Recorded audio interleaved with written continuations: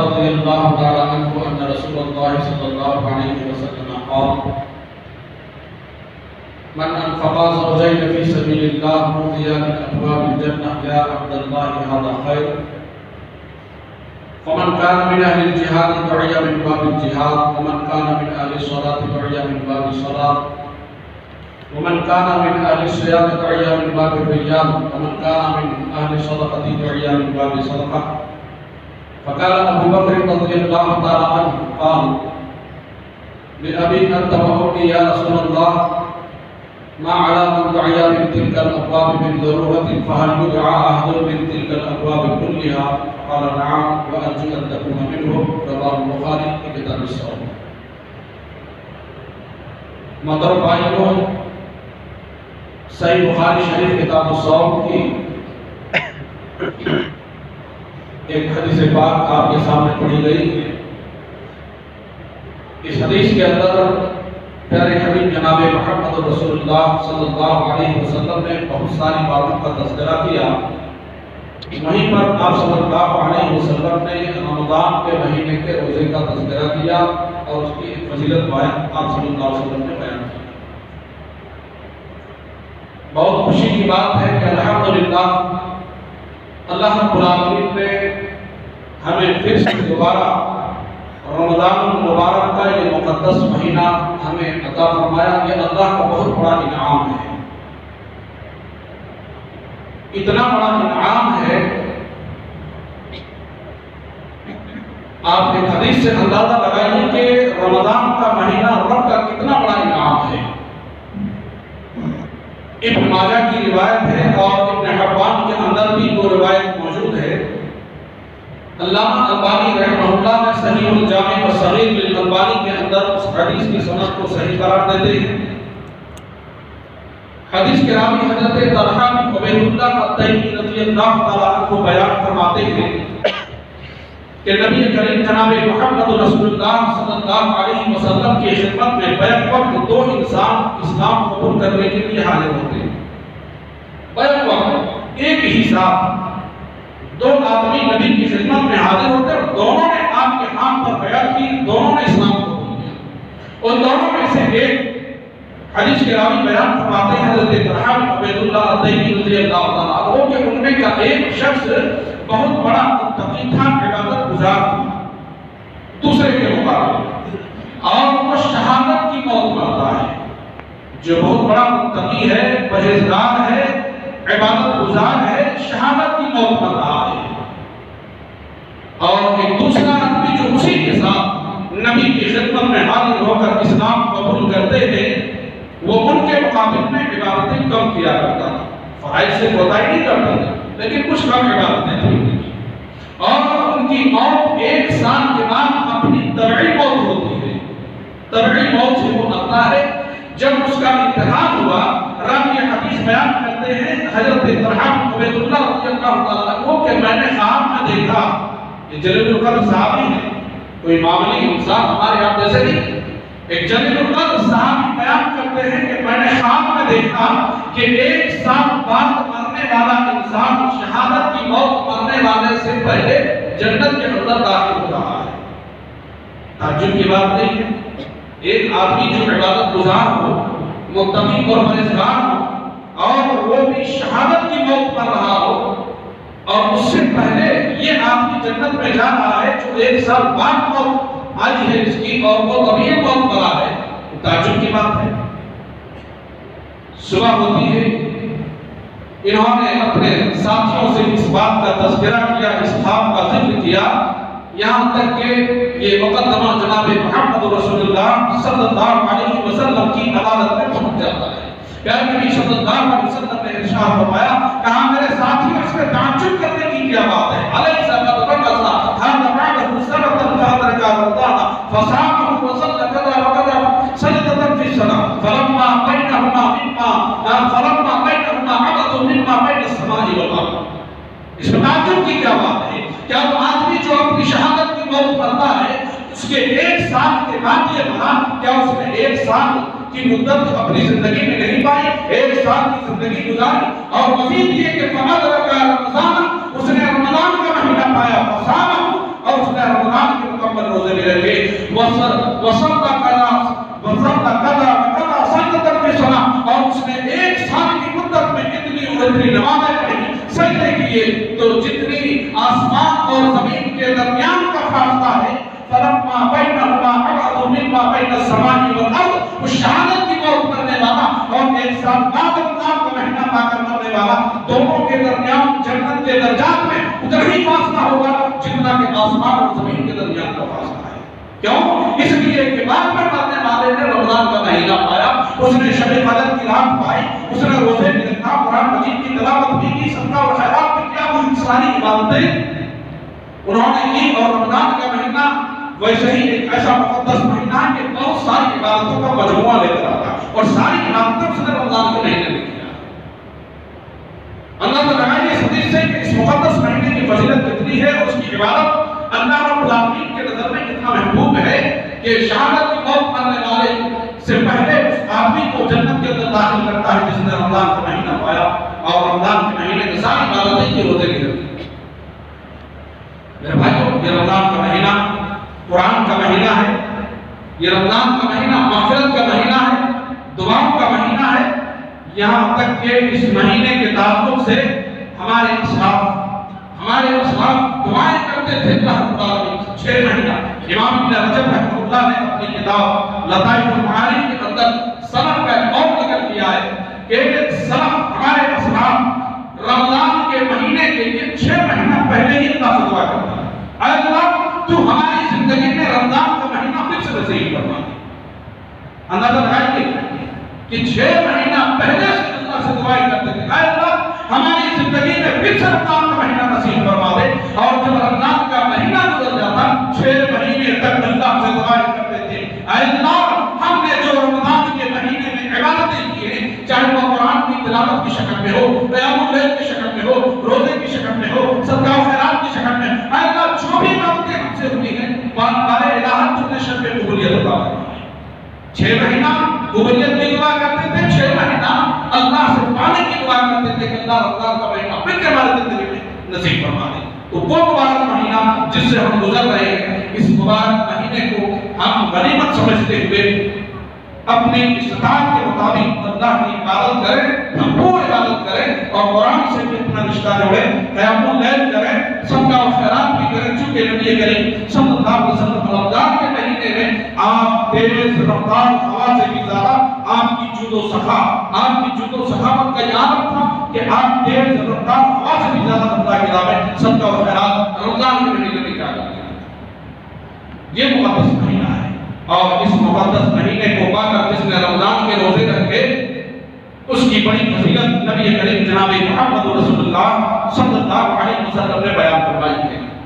اللہ کے نبی صلی اللہ علیہ وسلم ارشاد فرماتے ہیں کہ اللہ تعالیٰ نے ارشاد فرمایا، حدیث قدسی ہے، بخاری مسلم کے الفاظ ہیں۔ حضرت ابو ہریرہ رضی اللہ تعالیٰ عنہ حدیث کے راوی میں بیان فرماتے ہیں کہ نبی کریم صلی اللہ علیہ وسلم نے ارشاد فرمایا، اللہ تعالیٰ نے کہا کل عمل ابن آدم یضاعف الحسنۃ بعشر امثالها الى 700 ضعف، قال الله عز وجل الا الصوم فانه لي وانا اجزي به يده شهوته وتعافه من اجله لسان فرحتان فرحة عند ذكره وفرحة عند لقاء ربه ولخوف فم الصائم اطيب عند الله من الرزق والصيام جنة۔ یہ مسلم شریف کے الفاظ ہیں۔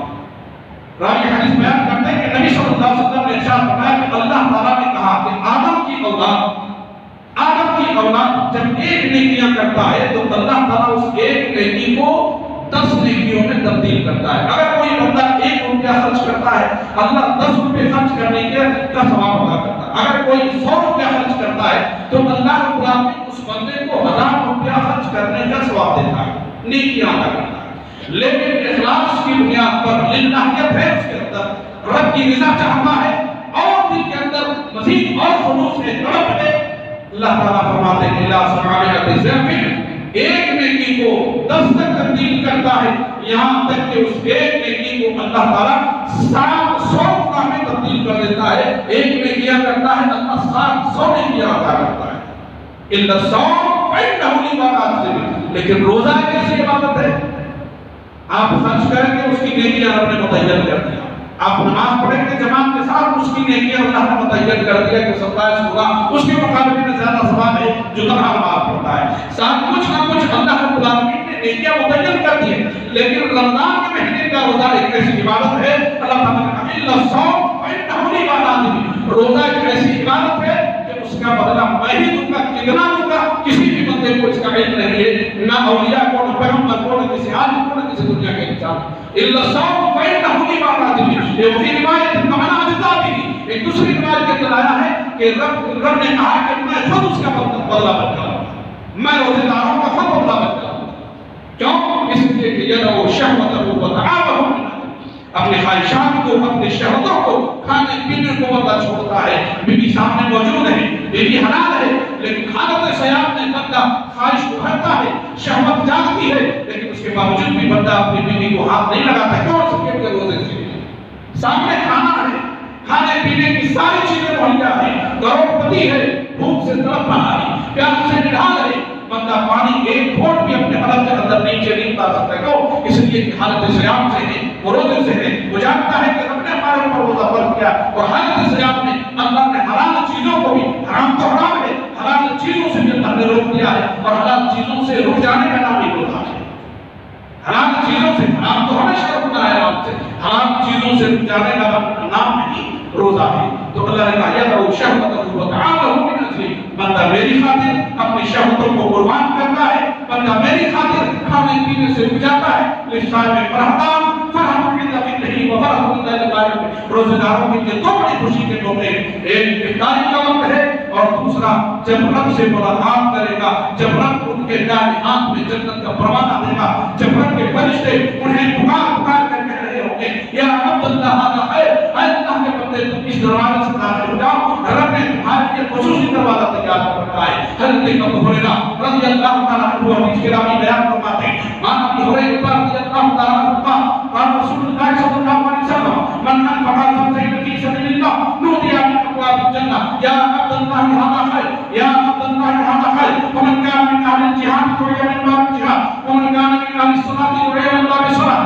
ومن كان من اهل الصيام دعي من باب الريان، ومن كان من اهل الصلاة دعي من باب الصلاة۔ فقال ابو بکر رضی اللہ تعالیٰ عنہ بأبي أنت وأمي يا رسول الله، فما أنا دعي من تلك الأبواب من زوجتي، فهل يدعى أحد من تلك الأبواب كلها؟ فقال نعم وأرجو أن تكون منهم۔ ان شاء اللہ اس حدیث کا ترجمہ کر کے اپنی بات کو ختم کر دوں گا، آپ اجازت رہا۔ حضرت ابو ہریرہ رضی اللہ تعالیٰ عنہ بیان فرماتے ہیں کہ نبی کریم صلی اللہ علیہ وسلم نے ارشاد فرمایا من انفق فوجین فی سبیل اللہ، جس نے اللہ کی راہ میں دو چیزیں ایک ہی جنسیت کے خرچ کی ہو، ایک ہی جنسیت کے دو چیزیں خرچ کی ہو، مثال کے طور پر آپ نے رب کی راہ میں جہاد فی سبیل اللہ میں، اللہ کی راہ میں جہاد کرنے کے لیے آپ نے ایک گھوڑا دیا، آپ کے دل میں آیا نہیں اور سواروں کی ضرورت اور ہے، ایک نہیں دو دینا چاہیے، آپ نے ایک نیزہ دیا، پھر ذہن میں آیا نہیں ایک نہیں دو دینا چاہیے، آپ جوڑا جوڑا خرچ کر رہے ہیں، آپ نے کسی مسجد کو یا مدرسے کو آپ نے 1000 روپیہ دیا، نہیں مساجد میں کبھی رمضان میں 1000 زیادہ ہے، ایمنٹنس بہت زیادہ کرنے پڑتے ہیں، اماموں کے ڈبل تنخواہ، مؤذن کے ڈبل تنخواہ اور افطاری کا معاملہ ہے، 1000 بہت زیادہ، 1000 روپیہ نہیں 2000 دینا چاہیے۔ آپ کے ذہن میں بات آتی ہے اور خرچ بھی کرتے ہیں، ڈبل خرچ کرتے ہیں، تو اللہ کے نبی فرماتے ہیں جو اللہ کی راہ میں دو چیزیں اور جوڑے جوڑے خرچ کرتے ہو، یا ایک ہی جنسیت کا اس کا ایک مفہوم یہ بھی ہے کہ ایک ہی جنسیت کی دو چیزیں رب کے راہ میں خرچ کرتے ہو، تو اللہ کے نبی فرماتے ہیں نودیا من ابواب الجنہ، ایسے بندے جنت کے دروازے سے پکارے جائیں گے، اللہ کے فرشتے پکار رہے ہوں گے یا عبد اللہ خیر، اللہ کے بندے ادھر کہاں بھٹک رہے ہو، رب نے تمہارے لیے جنت کا یہ دروازہ مقرر کر رکھا، آؤ تمہارے لیے دروازہ بہتر ہے، اس دروازے سے تم داخل ہو جاؤ۔ ومن کان من اہل الجہاد دعي من باب الجہاد، اگر کوئی مجاہد ہوگا تو باب الجہاد سے پکارا جائے گا۔ ومن کان من اہل الصلاۃ دعي من باب الصلاۃ، اگر کوئی نمازی ہوگا تو باب الصلاۃ سے پکارے جائیں گے۔ ومن کان من اہل الصیام دعي من باب الريان، کوئی روزہ دار ہوگا، اللہ کے نبی فرماتے ہیں اس روزہ دار کے لیے اللہ نے خصوصی طور پر باب الریان کو تیار کر رکھا ہے، فرشتے باب الریان پر کھڑے ہو کر پکار رہے ہیں یا عبد اللہ ھذا ہے، اللہ کے بندے اللہ نے تمہارے لیے باب الریان مقرر کر رکھا، اس دروازے سے سوائے وفاداروں کی دنیا کا کوئی بھی انسان، چاہے وہ مقام ولایت کے بہت بلند درجے پر پہنچ گئے ہوں، لیکن اگر وہ بے نظام ہے، روزے سے اس کا عمل خالی ہے، وہ باب الریان سے داخل نہیں ہو سکتا ہے۔ صرف روزے داروں کے لیے ومن کان من اہل الصیام فلیصم من باب الریان، روزے داروں ہمارے اللہ نے باب الریان کو تیار کر رکھا ہوگا، کام اٹھا ہے یہ تمہارے لیے بہتر دربارہ ہے۔ کوئی صدقہ اور خیرات کرنے والا ہوگا، زکات دینے والا ہوگا، نبی فرماتے ہیں من کان من اہل صدقۃ فلیصم من باب الصدقہ، جو صدقہ اور خیرات کرنے والا ہوگا اسے باب الصدقہ سے پکارا جائے گا۔ اور اس سے پوری تعجب کی بات حدیث کے دوسرے ٹکڑے میں نبی نے بیان فرمایا، حضرت ابو ہریرہ اور حضرت ابو بکر صدیق رضی اللہ تعالیٰ عنہ نے کہا کہ نبی انت و امی یا رسول اللہ، اللہ کے رسول میرے ماں باپ آپ پر قربان۔ جب یہ حدیث آپ بیان کر رہے تھے ابو بکر رضی اللہ تعالیٰ عنہ موجود تھے، پھر نبی سے مخاطب ہو کر فرمایا بے ابی انت و امی یا رسول اللہ، آقا میرے ماں باپ آپ پر قربان۔ مانا مطلع من تلک الابواب المفتوحۃ،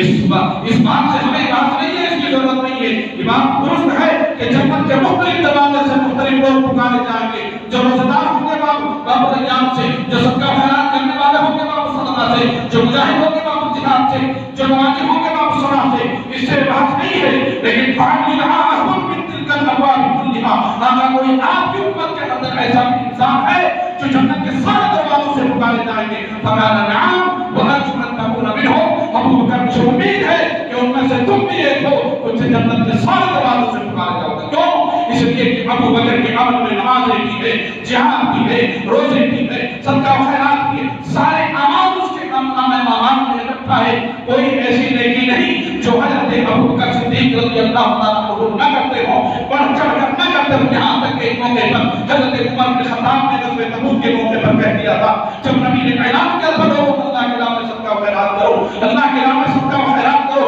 غزوہ تبوک کی تیاری پر ابو بکر نے گھر کا سارا معاملہ کر رکھ دیا، عمر نے گھر کا آدھا معاملہ کر رکھ دیا۔ جب نبی نے دریافت کیا عمر تم نے کیا چھوڑا ہے؟ کہا آقا میں نے گھر کا آدھا مال گھر میں چھوڑا ہے اور آدھا مال کو آپ کی خدمت میں لا کر رکھ دیا ہے۔ ابو بکر تم نے کیا چھوڑا ہے؟ آقا میں نے گھر کا سارا مال لا کر رکھ دیا ہے۔ آقا میں نے گھر میں چھوڑا ہے، اللہ کی محبت کو چھوڑ کے آیا ہوں، رسول اللہ کی محبت چھوڑ کے آیا ہوں۔ عمر نے اس موقع پر برجستہ کہا اے ابو بکر میں نے آج سوچا تھا کہ آج میں نیکیوں میں تم سے آگے نکل جاؤں گا، اس لیے گھر کا آدھا مال لے کر آیا ہوں۔ لیکن عمر کو آج اس بات کا احساس ہو گیا ہے کہ اے عمر ابو بکر سے زندگی میں کبھی نیکیوں میں آگے نہیں بڑھ سکو گے، سارے اعمال ابو بکر کے نام اعمال میں ہیں۔ یہی وجہ ہے کہ نبی نے کہا فقال نعم وارجو ان تكون منهم، ابو بکر تم میں سے وہ بھی، تم میں سے وہ ہو، تم میں سے ان میں سے تم بھی ایک ہو کہ تم جنت کے سارے دروازوں سے پکارے جاؤ۔